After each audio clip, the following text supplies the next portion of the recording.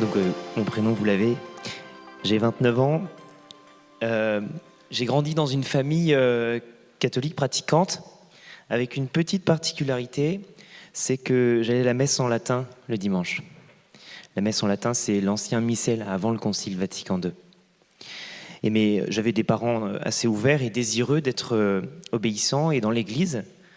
C'est pourquoi on avait la possibilité, lorsqu'on devenait assez grand, d'aller à la messe Paul VI, c'est-à-dire le missel que nous connaissons ici, quand nous le souhaitions.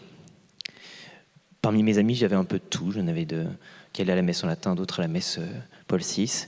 Au caté, j'allais chez les sœurs, puis ado, j'allais chez les tradis, et puis j'ai fait ma confirmation au barou, dans le rite ancien. Voilà, donc j'ai un peu connu de tout, enfant et ado. Peu après, vers ma confirmation, autour de mes 15-16 ans, j'ai pris la décision d'aller à la messe Paul VI vraiment tout seul, aussi parce que j'avais des amis à retrouver, c'était l'occasion. Et les parents me déposaient. Et j'ai vécu ma vie de grand ado, pas forcément facile, mais j'ai jamais lâché la messe ni la prière. Cependant, dans ce rendez-vous hebdomadaire du dimanche de la messe en latin, c'était pas forcément quelque chose que je vivais paisiblement, parce que je me rendais compte peu à peu qu'en fait on n'avait pas vraiment de paroisse fixe, et que pour la messe en ancien missel, la messe en latin, en fait mon plus vieux souvenir, c'était dans l'ancienne chapelle d'un vieux couvent, puis dans une vieille église du centre de la ville.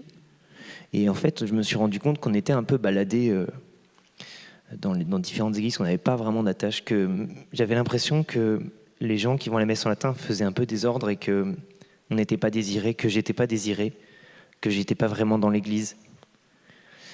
J'ai fait des rencontres avec des prêtres et d'autres figures de l'église qui me donnaient l'impression aussi même un peu de détester ce monde-là. Il y avait un prêtre qui m'avait dit, qui se moquait des gens qui vont à la messe en latin devant moi, en disant ouais, ils ont toujours le nez dans leur missel. Il se rendait pas compte qu'en fait c'était aussi de moi qu'il parlait.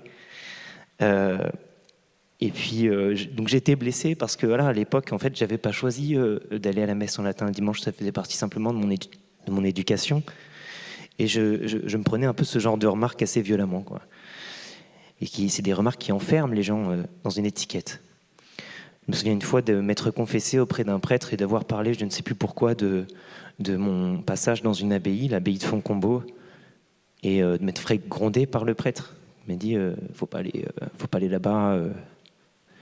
Et j'ai rien compris, quoi. Je me suis dit mais je suis venu me confesser, je suis pas venu pour recevoir ce genre de remarques. Et puis voilà, donc comment un peu s'est passé mon enfance, mon adolescence et puis le début de ma vie adulte. Et puis je me suis converti à Paray-le-Monial le 9 août 2014. J'ai reçu une libération miraculeuse.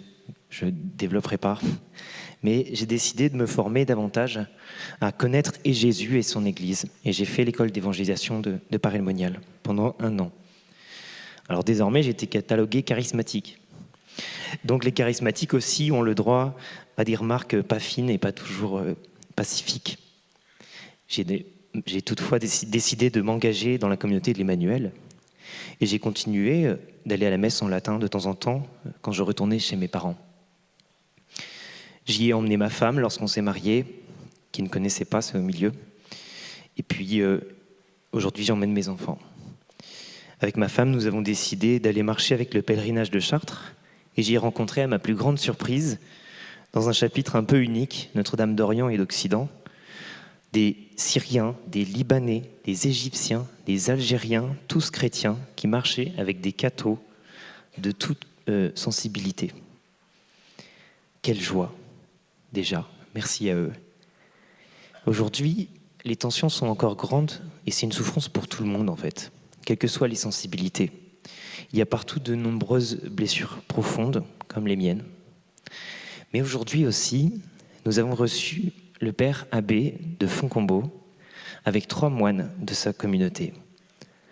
Ils ont fait 3 heures de route pour venir faire une table ronde sur l'unité des cathos en France.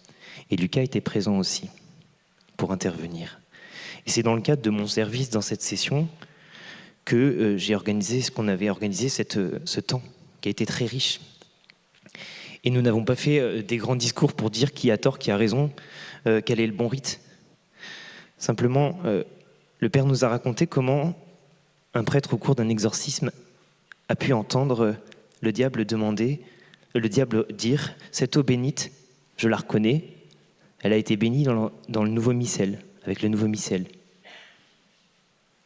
Et on peut se poser deux questions. Est-ce que ça veut dire que le nouveau missel est mauvais ?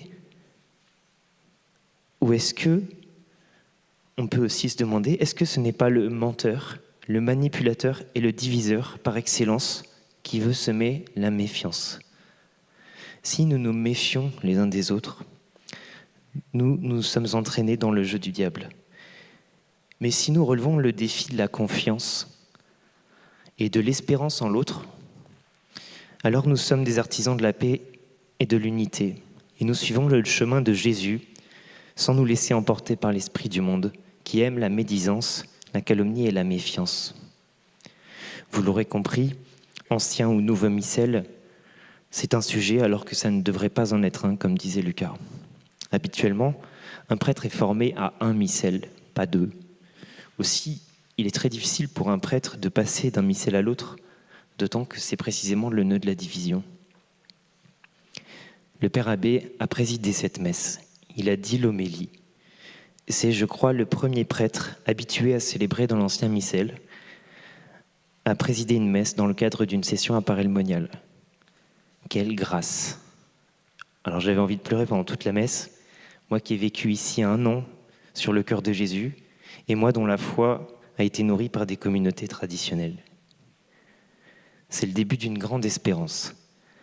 J'ai été rejeté, et aujourd'hui cette partie de moi, mon amour de la messe en latin, tout simplement parce que c'est un patrimoine familial, ce père abbé d'une communauté tradie a célébré la messe dans le nouveau missel. Pareil s'est ouvert à lui, et lui aussi s'est ouvert à Pareil. Un pas a été posé de chaque côté. Je crois que c'est ce qu'on appelle une rencontre, un geste de paix et un pas vers la réconciliation.